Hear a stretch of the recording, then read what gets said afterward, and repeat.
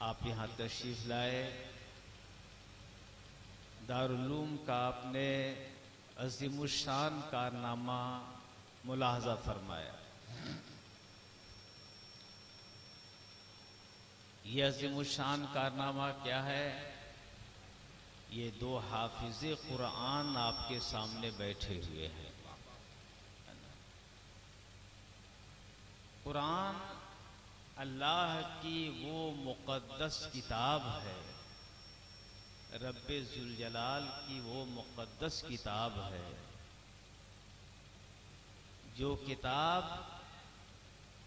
के अल्लाह ने फरमाया कि अगर पहाड़ पर ये नाजिल की जाती तो पहाड़ लर्जा बरअंदाम हो जाता, टुकड़े टुकड़े हो जाता।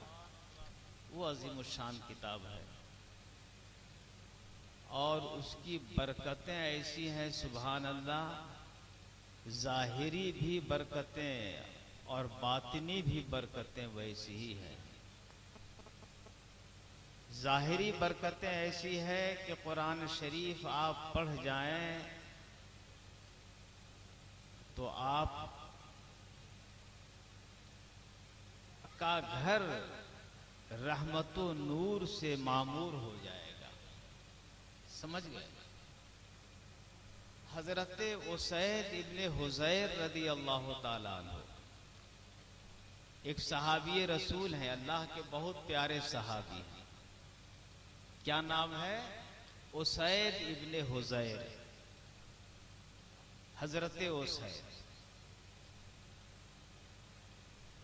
तहज्जुद की नमाज के बाद वो कुरान शरीफ की तिलावत कर रहे थे। समझ? कुरान शरीफ की तिलावत कर रहे थे और हजरत उसैद के पास ही में उनका घोड़ा बंधा हुआ था। उस जमाने में इस्लाम के फरोग के लिए, दीन को आगे बढ़ाने के लिए मुसलमान अपने पास घोड़े रखते थे। कोई और सवारी थी नहीं, उससे जिहाद भी करते थे और अपनी मंजिलें भी तय करते थे। उसके करीब था, उनके करीब था। जैसे ही वो कुरान शरीफ पढ़ते घोड़ा जो है बेकाबू हो जाता था, बिदकने लगता था। जब वो खामोश हो जाते तो अपनी जगह वो ठहर जाता था, पुरसुकून हो जाता था। कई बार ऐसा हुआ, जब तिलावत शुरू की फिर घोड़ा बिदका तो आसमान की तरफ देखा। तब आसमान की तरफ देखा तो उनके सर से लेकर आसमान तक नूर की एक रोशनी फैली हुई थी और उसी रोशनी को देखकर उनका घोड़ा जो है वो बिदकने लगता था। सुबह हमारे आका, आपके आका, सारी कायनात के मौला सैयद आलम सल्लल्लाहु अलैहि वसल्लम के दरबार आली में हजरत उसैद हाजिर हुए। अर्ज किया, या रसूल अल्लाह, रात में जब कुरान शरीफ की तिलावत कर रहा था तो जब जब मैं शुरू करूं पढ़ना घोड़ा मेरा बिदकने लगता था, बेकाबू हो जाता था, और जब तिलावत में बंद कर दूं तो घोड़ा जो है पुरसुकून हो जाता था, पांव पटखना बंद कर देता था। तो मैंने जब देखा तो मेरे सर से लेकर आसमान तक एक नूर की झड़ी लगी हुई है, रोशनी फैली हुई है। सरकार ने इरशाद फरमाया, वो सैद, तुम्हारे कुरान की समाअत के लिए रहमत के फरिश्ते उतर रहे थे। जब तुम कुरान पढ़ते थे तो कुरान शरीफ सुनने के लिए, तुम्हारे इस प्यारी जुबान से सुनने के लिए अल्लाह के रहमत के फरिश्ते नाजिल होते थे और वो उतरते थे। जो नूर की कतार तुम देख रहे थे, असल में वो नूरानी फरिश्ते थे। सुभान अल्लाह। तो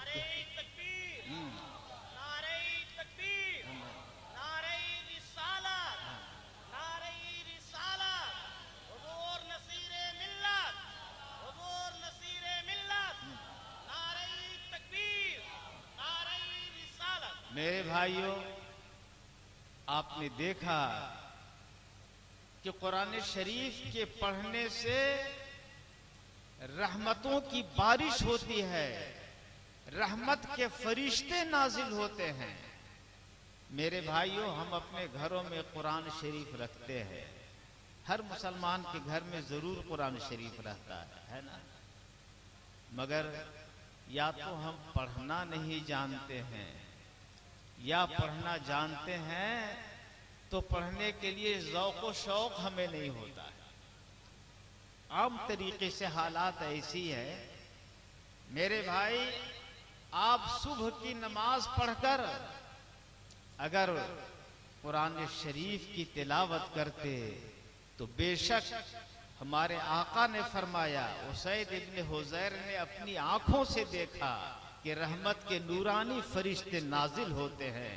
तो आपके घर में वो फरिश्ते नाजिल होते तो मैं समझता हूँ कि सुबह से लेकर शाम तक, और शाम को फिर कुरान शरीफ आप पढ़ते तो शाम से लेकर सुबह तक रहमतों के आगोश में आप होते और रहमतों की नूरानी फरिश्तों के उनके रहमत वाले परों के साए में आप रहते तो मैं समझता हूँ कि आपकी जिंदगी का हर हर लम्हा कामयाब हो जाता है कि नहीं मेरे भाई। इसलिए मेरे भाइयों, कुरान शरीफ की तिलावत की आदत डालो। कुरान शरीफ जितना याद हो उतना ही पढ़ लो, और अगर याद पढ़ना जानते हो तो जरूर कुरान शरीफ पढ़ो। आप अपने बच्चों को बहुत शौक से पढ़ाते हैं माशाअल्लाह। ये गुलशने गौसिया है, आपके पांकी और अतराफ के बच्चे जो ऊंची जमात में यहाँ पढ़ते हैं वो तो है ही है, मकतब में पढ़ने वाले बच्चे भी आते हैं माशाअल्लाह, कुरान शरीफ वो पढ़ते हैं। बहुत अजीमुशान दीन की खिदमत ये इदारा अंजाम दे रहा है। कितने हाफिज और कारी को इसने पैदा किया और आपके बच्चों को दीन सिखाया, कुरान शरीफ का इल्म अता किया। तो ये बच्चे जो आप पढ़ने के लिए इन्हें भेजते हैं, खुदारा इनको आप मोबाइल की आदत मत डालिए। मैंने देखा अभी ये बच्चा उठा, ये मोबाइल, वो छोटा बच्चा है, ये 7 साल 8 साल के बच्चे हैं, इनके हाथों में मोबाइल है, इतना बड़ा मोबाइल। इस मोबाइल की जगह पर इनकी जेब में अगर कुरान शरीफ के कोई सूरा ही होता है, पंजसूरा होता है ना, पंजसूरा ही होता, सूरे यासीन शरीफ ही इनकी जेब में महफूज होता तो उसकी बरकत हमेशा इनको मिलती रहती। और ये मोबाइल आपके बच्चों की लाइफ और जिंदगी को नष्ट करने वाला, तालीम को बर्बाद करने वाला ये शय है। इसलिए बच्चों को मोबाइल से दूर रखिए और अपने मोबाइल को इनसे दूर रखिए। इनको आदत और चस्का मत लगाइए। मगर होता क्या है, छोटे छोटे बच्चे जो दूध पीने वाले हैं, समझ गए, दूध पीने वाले बच्चों को इस जमाने में माएँ क्या करती हैं, उनको घर का कुछ काम काज करना है तो मोबाइल का कोई सीन खोला और ले आकर उनको दिखाया। वो बच्चे उसके देखने में, कार्टून देखने में, खेल में मस्त हैं। अब जो है इधर उधर तफरीह कर रहे हैं। अब आदत बिगड़ती चली जाती है मेरे भाई। इसलिए अपने घरों में कुरान शरीफ का रिवाज दो, मोबाइल का रिवाज मत दो। हर मोबाइल ये आफतों की चीज है, बलाओं की चीज है। इससे मुआशरा खराब होता है, बच्चों की तालीम खराब होती है, ज़हन खराब होता है, गंदी गंदी बातें उसमें शाये होती हैं। बच्चे उसे देखकर उनका ज़हन और फिक्र जो है इस्लाम से दूर होता चला जाता है। इसलिए एक बात तो याद ये रखिए कि कुरान शरीफ पढ़ना है ना, और ये तो जाहिरी बरकत हो गई ना, और बातिनी बरकत सुभान अल्लाह, पढ़ने से जुबान में ऐसी तासीर पैदा हो जाती है कि अगर आप किसी मुसीबत ज़दा पर, आसेब ज़दा पर पढ़ के दम कर दो तो वो जो है सेहतमंद और तंदुरुस्त हो जाएगा, परेशानी उसकी दूर हो जाएगी। सदरुल शरिया जो हुजूर हाफिज मिल्लत के बड़े ही अजीमुशान उस्ताद थे, हाफिज मिल्लत अलैहि रहमत व रिदवान की, सरकार आला हजरत के खलीफा, जो सरकार आला हजरत का तर्जुमे कुरान कंजुल ईमान आप जानते हैं, वो सदरुल शरिया अलैहि रहमा का कारनामा है कि आला हजरत से उन्होंने लिखवाया, रोजाना लिखवाते थे, फिर साफ करके आला हजरत की खिदमत में पेश करते। सदरुल शरिया पूरे हिंदुस्तान में उस जमाने में आला हजरत के बाद फुक़हा में सबसे अजीमुशान खिदमत करने वाले सदरुल शरिया अलैहि रहमा थे। तो हाफिज मिल्लत इरशाद फरमा रहे थे कि अजमेर शरीफ में एक वाकया ऐसा हुआ कि कुछ लोग चारपाई पर एक आदमी को टांग के ले जा रहे थे। देखा कि सदरुल शरिया बाहर अब तशरीफ फरमा है, वो करीब ले आया, पूछा क्या मामला है? कहा हुजूर इसको सांप ने डस लिया है और ये बेहोश हो चुका है सांप के जहर से। कहा अच्छा रखो। उसको रखा और सदरुल शरिया रहमतुल्लाह अलैह ने उस पर कुरान शरीफ पढ़कर हाथ फेर दिया। 2-3 दफे उसके पांव पर ऐसे हाथ फेर दिया कुरान शरीफ पढ़ करके, और उसके बाद वो बेहोश इंसान जिसको सांप के जहर से बेहोशी हो गई थी, वो इंसान उठ के बैठ गया। समझ गए? तो हाफिज मिल्लत अलैहि रहमान ने पूछा हुजूर आपने कौन सा अमल किया है कि आपने पढ़ के दम कर दिया, ये सांप का जहर उतर गया? और सांप के जहर को उतारने के लिए कितने आजकल इंजेक्शन चल गए हैं, वो भी कामयाब नहीं हो पाता है। मगर इस जमाने में तो जो भी इजाद हो, सदरुल शरिया अलैहि रहमा के जमाने में झाड़ फूंक से भी लोग अच्छे हो जाते थे, है ना? फूंक दिया अच्छा हो गया। तो सदरुल शरिया फरमाते हैं सुनिए, मैंने कोई अमल नहीं किया है,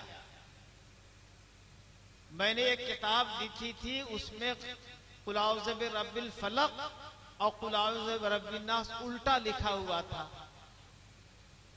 और उस पर यह लिखा हुआ था कि अगर इसको पढ़कर सांप के काटे हुए इंसान पर जिस पर जहर असर कर गया है, ये उल्टा लिखा हुआ पढ़ के दम कर दोगे तो सांप जो है जहर उतर जाएगा।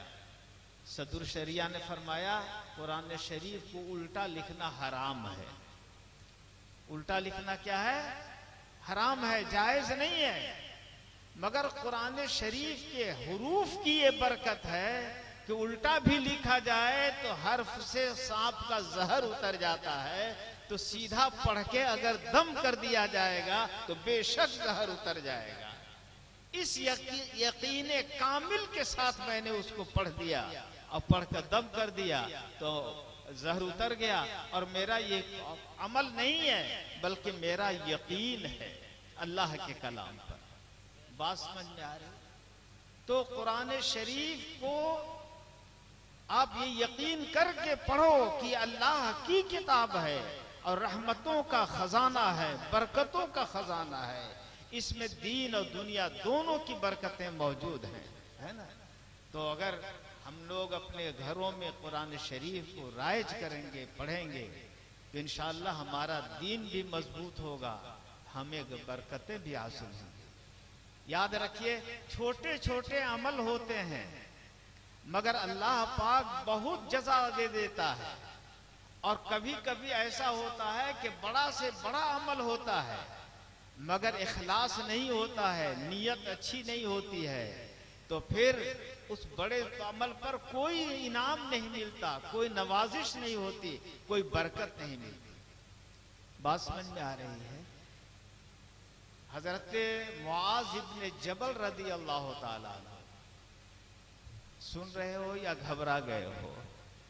1-2 हदीसें और सुना देता हूं, उसके बाद फिर बंद करता हूं। दरूद शरीफ पढ़िए, अल्लाहुम्मा सल्ली अला सैयदना मौलाना मोहम्मद मादिन जूद वल करम व अलैहि बारिक वसल्लम। मुआज इब्ने जबल रदी अल्लाह ताला अन्हु इरशाद फरमाते हैं, मैदान महशर में 3 शख्स अल्लाह के दरबार में पेश होंगे।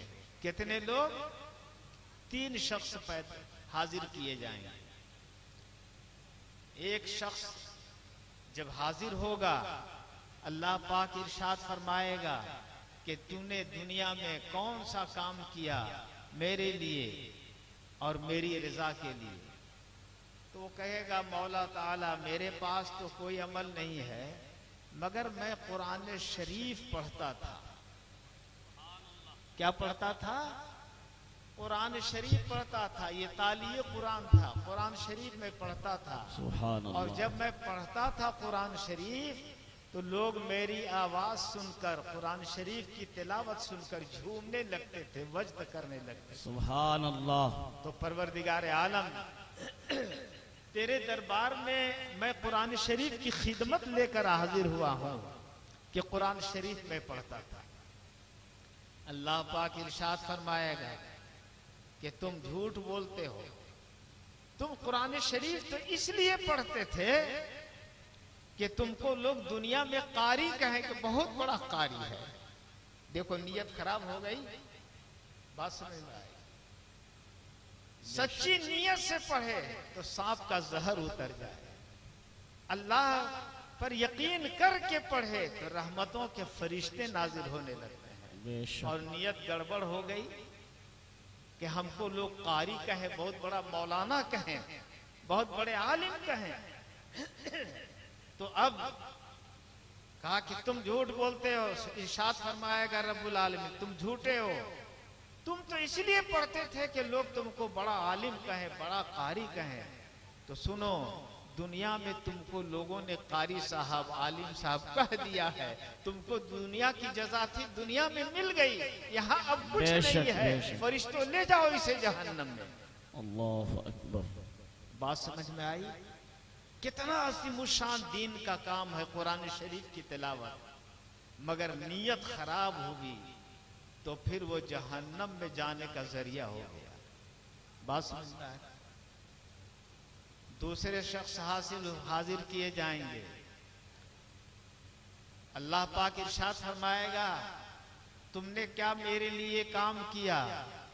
तो वो कहेगा, मौला तूने मुझको बड़ी दौलत दी थी, सरमाया दिया था।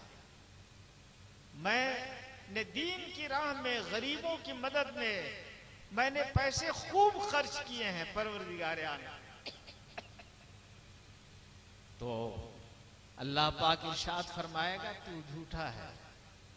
तुमने इसलिए खर्च किया था ताकि तुमको लोग सखी कहें, बहुत सखी है ये, बड़ा सखी है, बहुत देता है, गरीबों की बहुत मदद करता है।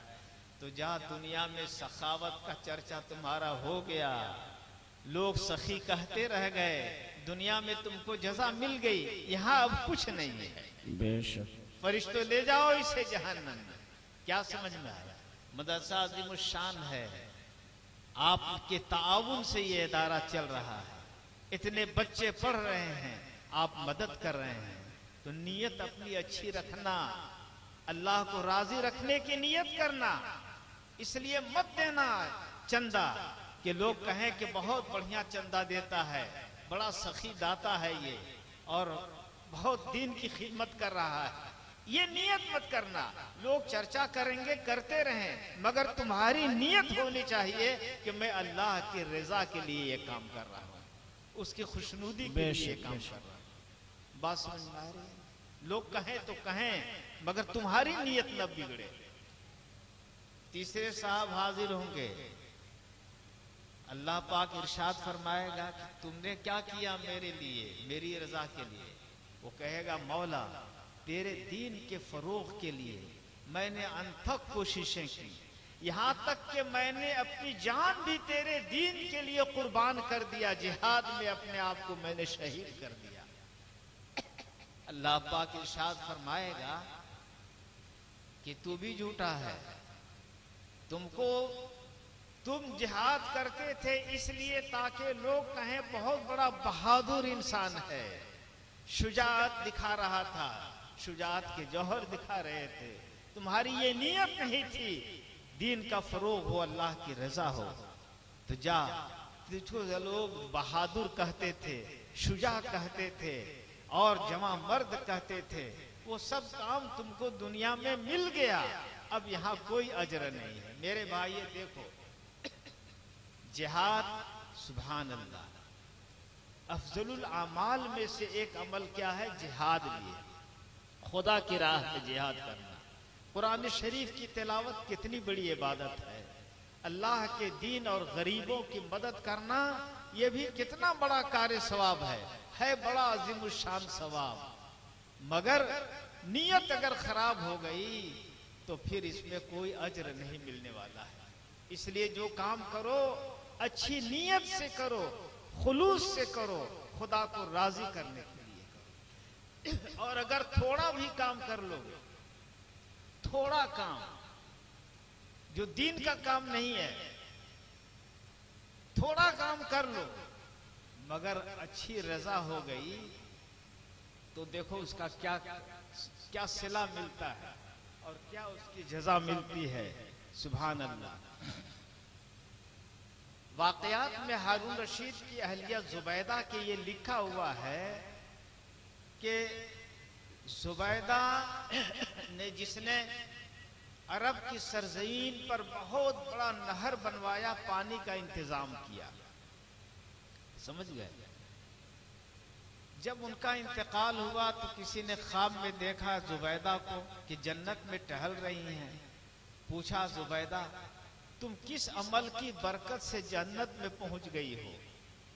शायद ये तुम्हारा अमल होगा कि तुमने इस रेगिस्तान में जहां पानी का नामो निशान नहीं था, तुमने नहर खुदवाकर इंसानों की जरूरत को पूरा किया था। शायद इस कार्य खैर की बदौलत अल्लाह पाक ने तुमको जन्नत दे दिया। तो उन्होंने कहा कि नहीं, मैंने ये काम जरूर किया है, मगर सुनो मेरी बख्शिश किस बात पर हुई और मुझको ये जजा जन्नत की मुझे मिली है किस काम पर, ये तुम सुन लो। वो कहती है कि मैं एक रोज बहुत ही भूखा प्यासा था, प्यासी थी मैं, भूख भी लगी थी, प्यास भी थी, बहुत शिद्दत का गलबा था। लेकिन मैंने खादिमा को कहा, जाओ जल्दी से मेरे खाने पीने की चीज ले आओ। मैं बैठी हुई थी, गिलास में वो दूध लेकर के आई। मेरा जी चाहता था कि बस फौरन ही ये गिलास मैं नोश करूं, ये दूध पीऊं। दूध पीना भाई ये पेट भरने के लिए ना, भूख मिटाने के लिए है, ये कोई दीन का काम नहीं ना समझ में आ रहा है। लेकिन सुनो क्या जजा मिली। वो कहती हैं कि मैं बहुत भूखी थी, प्यासी थी और दूध पीने की ख्वाहिश मेरे दिल में बहुत ज्यादा थी। इतनी ही में अजान हो गई। क्या हो गई? मस्जिद से नमाज के वक्त का ऐलान हो गया, अजान हो गई। तो मैंने अपने भूख प्यास को दबा लिया, कंट्रोल किया और बहुत गौर से अल्लाह के प्यारे नाम को मैं सुनने लगी। सुनो, सुभान अल्लाह। जो कलमात अजान के हैं, अल्लाहु अकबर अल्लाहु अकबर, मैं अपने कान को उसी तरफ मैंने लगा दिया और बहुत ही इखलास से और सुनने लगी मैं। और हर कलमे को मैं सुनती रही, गौर से, मोहब्बत के साथ और इश्क के साथ मैं सुनती रही। रब्बुल आलमीन की याद में मैं सुनती रही। जब अजान मुकम्मल हुई तब मैंने ये दूध पी लिया। तो वो कहते हैं कि मेरे मौला तबारक व तआला ने मुझको बख्श दिया मेरी इसी अदा पर। सुभान अल्लाह, सुभान अल्लाह। पाक का इसने अदब व एहतराम किया, अपनी जरूरत और अपनी हाजत को इसने जो है पामाल कर दिया और जब्त कर लिया और हमारे नाम को ये सुनती रह गई। तो अल्लाह पाक ने इसी कार्य खैर पर हमको बख्श दिया। सुभान। देखो काम थोड़ा था, कोई बड़ा काम नहीं था, जिहाद का काम नहीं था, सखावत का काम नहीं था, तिलावत का बहुत बड़ा काम नहीं था। था दूध पीने का काम, मगर थोड़ी देर वो ठहर गई अल्लाह के प्यारे नाम को सुनने के लिए, तो अल्लाह पाक ने सब चीज बख्श कर दिया और उसको जन्नत अता फरमा।